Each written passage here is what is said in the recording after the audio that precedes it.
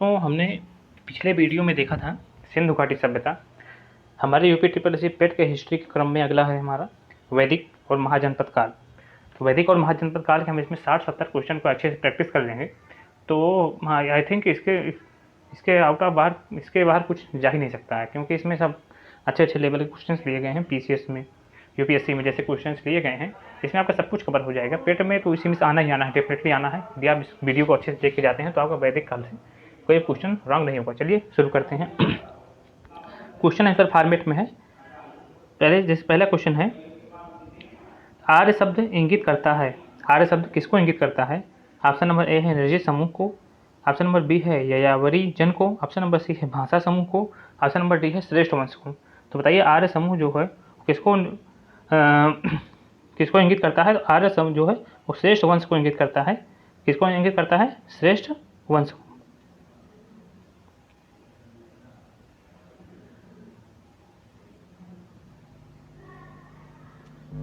Option number D is right, श्रेष्ठ वंश। दूसरा क्वेश्चन है, निम्नलिखित में किसने आर्यों को आर्य देश आर्कटिक प्रदेश के बारे में लिखा है? कि आर्य जो आए थे वो आर्कटिक प्रदेश से आए थे। ये ऐसा किसने कहा है?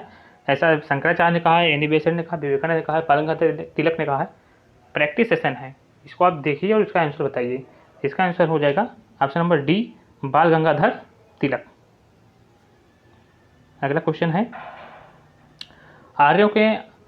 आर्यों को एक जाति कहने वाला पहला यूरोपी कौन था? आर्यों को एक जात कहने वाला पहला यूरोपी कौन था? Sir William Jones, H.L. Wilson, Max Muller, general Cunningham. इसका आंसर क्या हो जाएगा? आप लोग जल्दी से बताइए। इसका आंसर हो जाएगा option number C, Max Muller. Question number 4, Arya Bharat कब आए? ऑप्शन नंबर ए 2500 से 1800 ईस्वी पूर्व, ऑप्शन नंबर बी 2000 से 1500 ईसा पूर्व, ऑप्शन नंबर सी 200 ईसा पूर्व, ऑप्शन नंबर डी 1500 ईसा से 1000 ईसा पूर्व। आर्य भारत कब आए? Option number D is right, 1500 से 1000 ईस्वी पूर्व। क्वेश्चन नंबर 5, आर्य लोग भारत में कहाँ से आए थे? पूर्व यूरोप, मध्य एशिया, ऑस्ट्रेलिया, पूर्व एशिया। ऑथेंटिक रूप से इन्हें माना गया कि आर्य जो आए थे वो मध्य एशिया से आए थे। क्वेश्चन नंबर 6, आर्य में किस रूप से आए थे? आर्य भारत में किस रूप से आए थे? सौदागर तथा खाना बदोश के रूप में आए थे, शरणार्थी के रूप में आए थे, आक्रमणकारी के रूप में, अप्रवासी के रूप में आए थे? तो आर्य भारत में आक्रमणकारी के रूप में आए थे। क्वेश्चन नंबर 7, निम्नलिखित में से कौन सा अभिलेख ईरान से भारत में आए आर्यों की सूचना देता है? कौन सा अभिलेख देता है बताइए? मानसेहरा अभिलेख देता है, कि शहबाजगढ़ी अभिलेख देता है, कि बोंगंज कोई अभिलेख देता है, कि जूनागढ़ अभिलेख देता है? इसका ऑप्शन नंबर सी सही हो जाएगा।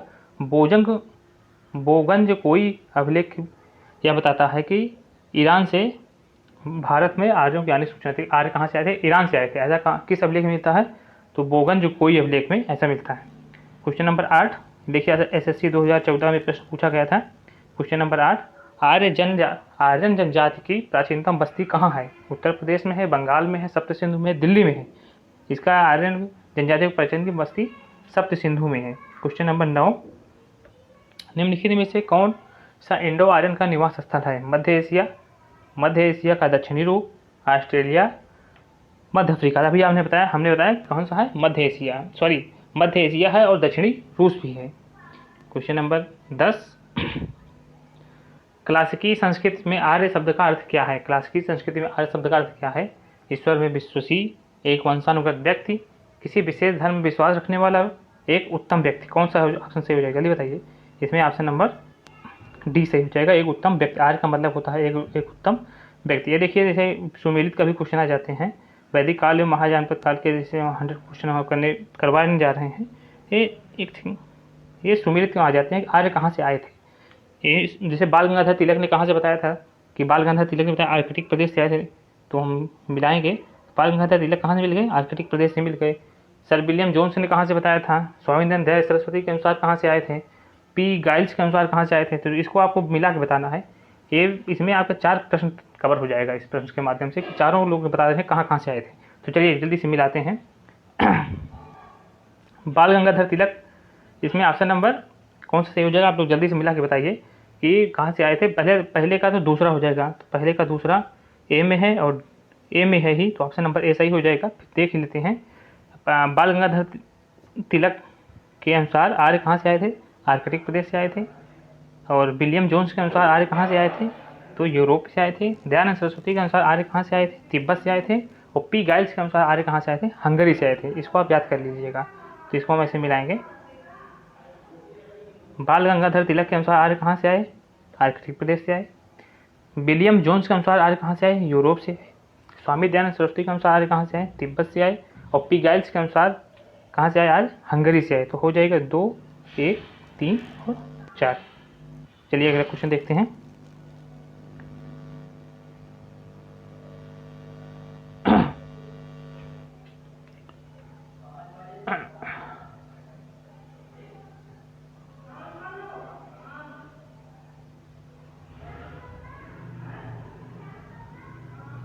Question number 12। ऋग्वैदिक काल में हिमालय पर्वत को क्या कहा जाता था? मुंजावत, स्वास्थ्य, मरुबल, इनमें से कोई नहीं। तो ऑप्शन नंबर ए सही हो जाएगा, मुंजावत कहा जाता था। क्वेश्चन नंबर 13 है, गायत्री मंत्र की रचना किसने की थी? सब जानते हैं, विश्वामित्र ने की थी। छत्तीसगढ़ पीसीएस 2011 में प्रश्न पूछा गया था। ऋग्वेद में कितने सूक्त हैं? 1028 सूक्त हैं।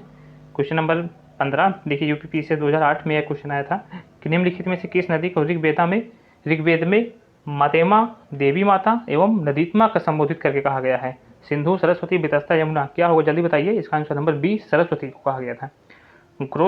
गोत्र शब्द का उल्लेख सर्वप्रथम हुआ था किसमें? अथर्ववेद में, ऋग्वेद में, सामवेद में, यजुर्वेद में। किसमें हुआ था गोत्र शब्द का सबसे पहले उपयोग? ऋग्वेद में हुआ था। वैदिक कर्मकांड में होता कौन होता था? होता। वैदिक कर्मकांड में होता का संबंध किस? आर 2013 क्वेश्चन है। वैदिक कर्मकांड में होता का संबंध किससे है? ऋग्वेद से, यजुर्वेद से, सामवेद से, अथर्ववेद से। इसका संबंध ऋग्वेद से है। जो पुरोहित मतलब यज्ञ को अनुष्ठान करते थे उन्हें होता कहा जाता था। क्वेश्चन नंबर 18, ऋग्वेद में वर्णित देवताओं में सबसे प्रमुख देवता कौन थे? इंद्र, विष्णु, सूर्य, ब्रह्मा। तो अब इसलिए इंद्र होंगे। क्वेश्चन नंबर 19, ऋग्वेद सर्वाधिक ऋग्वेद सूक्त किसको समर्पित है? अग्नि को, इंद्र को, रुद्र को, विष्णु को। सबसे ज़्यादा इंद्र को समर्पित है क्योंकि उनके इष्टतम देव इंद्र थे। तो सबसे ज़्यादा सूक्त किसको समर्पित होंगे? इंद्र को। ऑप्शन नंबर बी सही हो जाएगा। क्वेश्चन नंबर 20, ऋग्वेद में निम्नलिखित किन नदियों का उल्लेख अफगानिस्तान के साथ आर्य को संबंध का सूचक है? कि मतलब कौन सा अभिलेख मिला था कि आर्य का संबंध अफगानिस्तान से है? ऐसा कौन सा अभिलेख मिला था? IAS 2010 का क्वेश्चन है। तो कहाँ से मिला? अक्षिणी सुवस्तु से मिला कि परुष्णी से मिला, कुभा कुंभ से, विपाशा सूत्र से? कहाँ से मिला? कुभा कुंभ से मिला है। क्वेश्चन नंबर 21 देखते हैं। अवेस्ता एवं ऋग्वेद में समानता है। अवेस्ता किस क्षेत्र? मतलब जैसे ऋग्वेद आर्यों का, ऋग्वेद हमारा धार्मिक ग्रंथ आर्यों का, तो अवेस्ता जो है किस देश का महत्वपूर्ण ग्रंथ है? तो ईरान का है। क्वेश्चन नंबर बी सही, ऑप्शन नंबर बी सही हो जाएगा। क्वेश्चन नंबर 22, ऋग्वेद की मूल लिपि क्या थी? ऋग्वेद की मूल लिपि ब्राह्मी थी। प्राचीन प्रसिद्ध गायत्री मंत्र कहाँ मिलता है? तो ऋग्वेद में मिलता है। प्रसिद्ध गायत्री मंत्र ऋग्वेद में मिलता है। क्वेश्चन नंबर 24, ऋग्वेद के परिच्छेदों में प्रयुक्त अघन्य शब्द किसको संदर्भित है? माने अघन्य शब्द जो है वो किसके लिए कहा गया था? ये यूपी से 2017 में क्वेश्चन आया था। पुजारी के लिए, स्त्री के लिए, गाय के लिए, ब्राह्मण के लिए। तो गाय के लिए, गाय को क्या कहता है? अघन्य गाय के लिए। ऋग्वेद में जो गाय के लिए शब्द प्रयोग किया गया है वो क्या है? अघन्य है। क्वेश्चन नंबर 25, निम्नलिखित में से कौन सा ब्राह्मण ग्रंथ ऋग्वेद से संबंधित है? ब्राह्मण ग्रंथ बताइए, इसमें कौन सा ब्राह्मण ग्रंथ ऋग्वेद संबंधित है? ऐतरेय ब्राह्मण की, गोपद ब्राह्मण की, शतपथ ब्राह्मण की, तैत्तिरीय ब्राह्मण। ये जो ऐतरेय ब्राह्मण है ये ऋग्वेद से संबंधित है। अब देखिए, वैदिक काल की नदियां हैं, उनका आधुनिक नाम है, इसको हमें सुमिलित करना है। वैदिक काल की नदियां, और इसको हमें क्या करना है? सुमिलित करना है। देखिए कुभा, देखिए सुमिलित करिए। कुभा को क्या कहा है? कुभा काबुल की हो गई, परुष्णी गंडक की हो गई, और परुष्णी गंडक की हो गई, और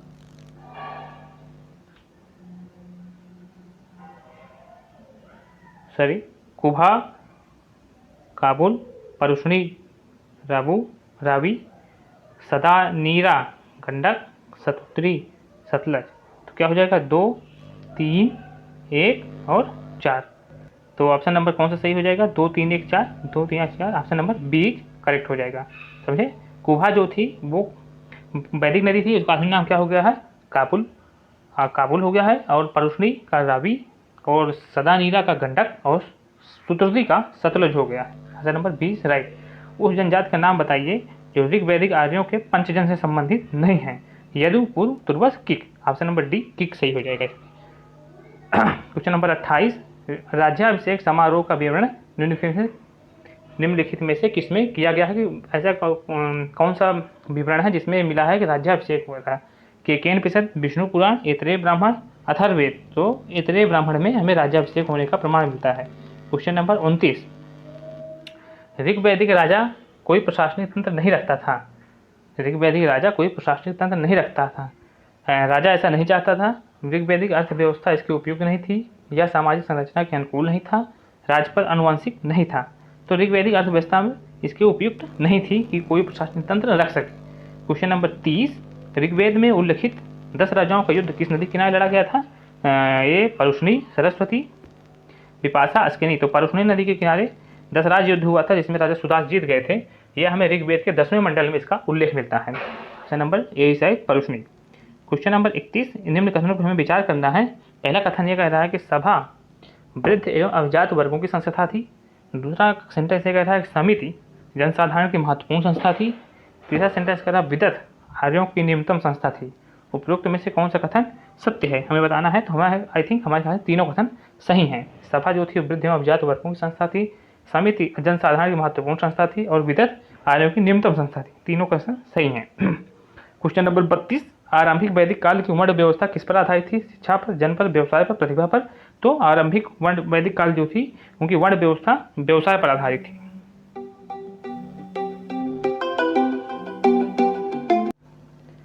वैदिक युग में बताना है कि कौन सा कथन सही हो जाएगा। वैदिक युग में बहु विवाह प्रथा नहीं थी, बाल विवाह प्रमुख था, विधवा पुनः शादी कर सकती थी, पत्नी का समाज में उच्च स्थान था। पत्नी का तो बहुत निम्न स्थान हो गया था, तो सही हो ही नहीं सकता है।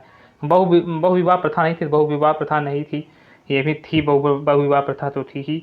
बाल विवाह प्रमुख था, ये गलत है, बाल विवाह प्रमुख नहीं था। विधवा पुनः शादी कर सकती थी वैदिक युग में, ये सही हो जाएगा। ऑप्शन नंबर सी सही हो जाएगी। क्वेश्चन नंबर 34 है कि कह रहा है कि ऋग्वेद आर्य पशुचारी लोग थे। ऋग्वेद जो थे आर्य वो पशुचारी लोग थे। यह इस तथ्य से पुष्टि होता है। कौन सा तथ्य? इसमें तथ्य दिए गए हैं, चारों तथ्य देखिए। ऋग्वेद में गाय के अनेक संदर्भ हैं। अधिकांश युद्ध गाय के लिए लड़े जाते थे। पुरोहित को दिए जाने वाला उपहार गाय ही होती थी, न कि जमीन। इसलिए लोगों को पशुचारी थे, गायों को ज़्यादा महत्व होते थे। इसमें सभी ऑप्शन सही हो जाएगा। ऑप्शन नंबर डी राइट हो जाएगा। क्वेश्चन नंबर 35 क्या कह रहा है कि निम्नलिखित में से कौन सा कथन सही है हमें बताना है। 4 सेंटेंस दिए गए हैं। पहला सेंटेंस है ऋग्वैदिक आर्यों का ग्राम सामान्य जन ऋग्वैदिक आर्यों का ग्राम सामान्यतः स्वजनों के एक समूह को इंगित करता है, ना कि गांव। पहला सेंटेंस है। दूसरा कह रहा है पूर्व वैदिक कालीन आर्यों में हाथी को पालतू बनाया था तथा युद्ध में घोड़े के स्थान पर उनका प्रयोग करते थे, हाथी का। और तीसरा कह रहा है ऋग्वेद में स्वयंवर एवं विधवा का उल्लेख है। और चौथा कह रहा है ऋग्वेद में बिंद सतपुड़ा पर्वत और नदी नर्मदा नदी का उल्लेख है। कौन सा कथन सही हमें बताना है। तो ऑप्शन नंबर सी सही है, बाकी सभी सेंटेंस गलत हैं। ऋग्वेद में स्वयंवर एवं विधवा का उल्लेख मिलता है। अभी पहले ही क्वेश्चन में देखा था। क्वेश्चन नंबर 36 का निम्नलिखित में से कौन सा ऋग्वेद में स्त्रियों के विषय में सही नहीं है। स्त्रियों के सेंटेंस में संबंध में 4 सेंटेंस है, कौन सा बताना सही नहीं है। वे सभा की कार्यवाही में भाग लेती थी, वे यज्ञ अनुष्ठान करती थी, वे युद्ध में सक्रिय भाग लेती थी, वे उनका विवाह यौनारंभ से पूर्व हो जाता था। ये गलत है, उनका विवाह यौनारंभ से पूर्व नहीं होता था। यही सेंटेंस गलत है और बाकी तीनों सेंटेंस सही हैं। क्वेश्चन नंबर 37 जो है कह रहा है कि ऋग्वेद वैदिक ग्रंथ में किस शब्द का प्रयोग सर्वप्रथम उल्लेख हुआ था। वर्ण, सोम, अयस और गम्य का। तो सबसे पहले वर्ण का उल्लेख हुआ था। क्वेश्चन नंबर 38 का आर्यों का मुख्य भोजन क्या था। जौ और चावल, चावल और दाल, दूध तथा इसके उत्पाद, सब्जियां और फल। तो इसका ऑप्शन नंबर ए से हो जाएगा। जौ और चावल इनका प्रमुख, वैदिकों का प्रमुख भोजन का होता है जौ और चावल था। यही उनका प्रमुख वो था, उत्पादन भी करते थे इसी का। क्वेश्चन नंबर 39 कह रहा है निम्नलिखित में से कौन सी वह ब्रह्मावादिनी है जिन्हें कुछ वेद मंत्रों की रचना की थी। लोक मुद्रा, गार्गी, लीलावती, सावित्री। तो इसमें सही हो जाएगा ए। लोक मुद्रा थी वो जिन्होंने ब्रह्मावादिनी थी, उनको ब्रह्मावादिनी कहा जाता था। वो कुछ वेद मंत्रों की रचना भी की थी लोक मुद्रा ने। क्वेश्चन नंबर 40 कह रहा है निम्नलिखित में से पशुओं ऋग्वेद में किन पशुओं का उल्लेख हुआ था। गाय का हुआ था, अश्व का हुआ था, बकरी का हुआ था कि भैंस का हुआ था। तो हम सभी जानते हैं, बताना इसमें कौन कौन से पशुओं का उल्लेख हुआ था। गाय का तो हुआ ही था, और गाय का भी हुआ था, अश्व का भी हुआ था, और बकरी भैंस चारों का हुआ था। ऑप्शन नंबर डी से हो जाएगा सभी का। क्वेश्चन नंबर 41 कह रहा है कि ऋग्वैदिक काल में निम्न में से किस महत्वपूर्ण मूल्यवान संपत्ति समझा था। किसे जो है, भूमि को, गाय को, स्त्री को, जल को। सभी जानते हैं गाय वहाँ सबसे ज़्यादा इंपॉर्टेंट है ऋग्वैदिक काल में। ऑप्शन नंबर बी सही हो जाएगा। क्वेश्चन नंबर 42 कह रहा है कि ऋग्वैदिक काल में निष्क किस अंग का आभूषण होता था। जो निष्क था वो कहाँ पहनने जाने वाला आभूषण होता है। कान में, गले में, बाहू में, कलाई में। तो गले में पहने जाने वाला आभूषण था निष्क।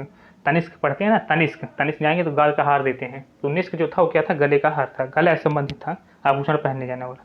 क्वेश्चन नंबर 43, वैदिक लोगों ने किस धातु का प्रयोग सबसे पहले किया था? चांदी, सोना, लोहा, तांबा। लोहा जो है सिंधु घाटी सभ्यता में खोज नहीं हुई थी, वैदिक काल में हुई थी, तो लोहा इसमें ऑप्शन नंबर लोहा इसमें खोज होगी, लेकिन सबसे पहले इन्होंने तांबे का प्रयोग किया था, तो ऑप्शन नंबर डी सही हो जाएगा। क्वेश्चन नंबर 44, ऋग्वैदिक पणि किस वर्ग के नागरिक थे? जो पणि होते थे वो किस वर्ग के नागरिक होते थे? पुरोहित, स्वर्णकार, लोहार, व्यापारी। तो व्यापारी जो होते थे पणि कहते थे। अब दिए गए कथनों पर हमें विचार करना है। पहला कथन ये कह रहा है कि ऋग्वैदिक में कृषि का उल्लेख मात्र 24 बार ही हुआ है, ये सेंटेंस है। दूसरा सेंटेंस कह रहा है ऋग्वेद के चतुर्थ मंडल में खेती की प्रक्रिया का वर्णन मिलता है। और तीसरा कह रहा है राय संपत्ति की गणना मुख्य मवेशियों से होती थी। कौन सा सेंटेंस सही है हमें बताना है। तो इसमें तीनों सेंटेंस सही है। ऋग्वेदिक में कृषि का उल्लेख 24 बार ही हुआ था, सही है, बिल्कुल सही। और दूसरा ऋग्वेद के चौथे मंडल में खेती की प्रक्रिया का वर्णन मिलता है, ये भी सही है। और राय जो संपत्ति थी उसकी गणना, आपके पास कितने जानवर हैं, कितने मवेशी हैं, उसी से हमारी संपत्ति की गणना होती थी। इसमें तीनों ऑप्शन सही हो जाएंगे, 1, 2, 3। क्वेश्चन नंबर 46 देखते हैं। पूर्व वैदिक आर्यों का धर्म प्रमुखता था, कौन सा धर्म था? भक्ति, मूर्ति पूजा तथा यज्ञ, प्रकृति पूजा तथा यज्ञ, प्राकृत पूजा और यज्ञ। तो उनका प्राकृत पूजा और यज्ञ जो था उनका प्रमुख धर्म था, प्रकृति की पूजा और यज्ञ करते थे।